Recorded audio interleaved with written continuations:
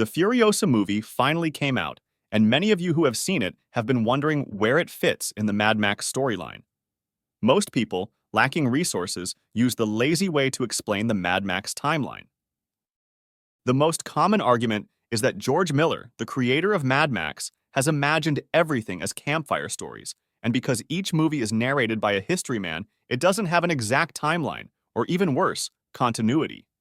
While the argument about campfire stories holds some ground, this doesn't mean the series lacks continuity and a timeline.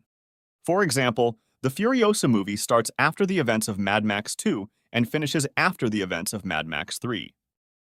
To support this statement, we've illustrated this timeline to show how it all started, approximately where Furiosa was in the early stages of Max's journey, and where Max was during Furiosa's story.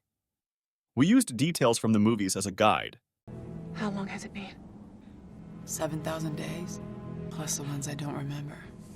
Each dot represents 1 year. First, the start of the collapse is somewhere upled by oil shortages, a series of clashes and wars. In the introduction of the Furiosa movie, they also mentioned a pandemic and gangs that are getting bigger. Then, we have the first red dot, or the first important event in this timeline. Civilians started leaving towns, and among the first to group together to find a new home away from violence were hippies. One of these hippie groups found an oasis, hundreds of miles away from dangerous towns. They simply named it the Green Place, and Furiosa was born here. We continue with the following years, but violence continues, and bike gangs are getting more organized. In response to a weak police force, the MFP Police, short for Main Force Patrol, was founded to maintain order on the roads outside of the big towns. A few more years pass, and more civilians are leaving towns, leading us to the year when the events of Mad Max 1 occur. Max here was a cop in his early 20s, and the violence on the road is visible, with the main antagonist, Toe Cutter, controlling the roads with his bike gang. Oil shortages are also evident, as his gang can be seen stealing oil from a tanker truck. According to comics, nukes happened around this time. Somewhere in this period, a young Colonel Joe gathered a huge armada and captured the Citadel from the enemy gang. Because of this accomplishment, he got a new name, Immortan Joe. 3 years after the events of Mad Max 1, we get to Mad Max 2, and that's where it gets intense. After Max defeated Lord Humongous, it is highly likely that the remnants of Humongous's gang joined Dementis. The evidence can be seen in the way they set prisoners on fire. Specifically, in the movie, it was Octobos from Dementis' gang who set Furiosa's mother on fire. His members can be seen wearing plumage clothing, similar to what Wes from Humongous's gang used to wear.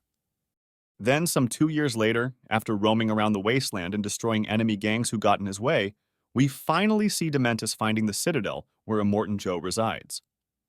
The clue indicating the gap in years is the length of Furiosa's hair, which is visibly longer than when Dementis took her.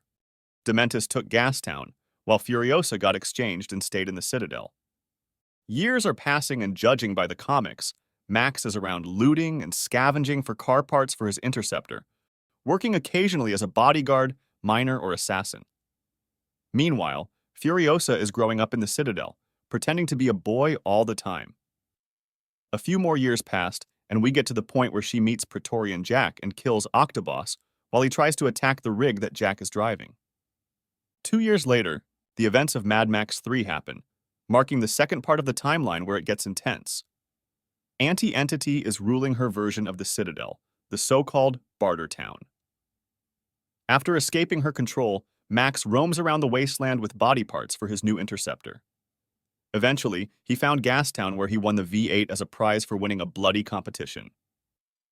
To sum it up, the Buzzards, those spiky pirates living in underground burrows that we see in Fury Road and the Mad Max game, stole the interceptor from Max and finished its repairs.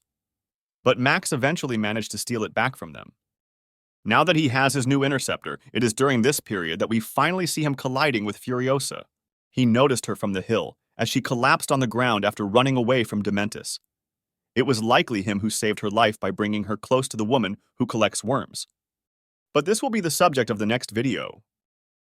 A short period later, Furiosa kills Dementis, and 3 years after, we finally get to the events of Fury Road, marking exactly 7,000 days, or 19 years since Furiosa was kidnapped. Max is between 44 and 45 years old at this point. This brings us to the end of this video. What do you think of this timeline? If you enjoyed it, please subscribe, as this supports the creation of more unique Mad Max content.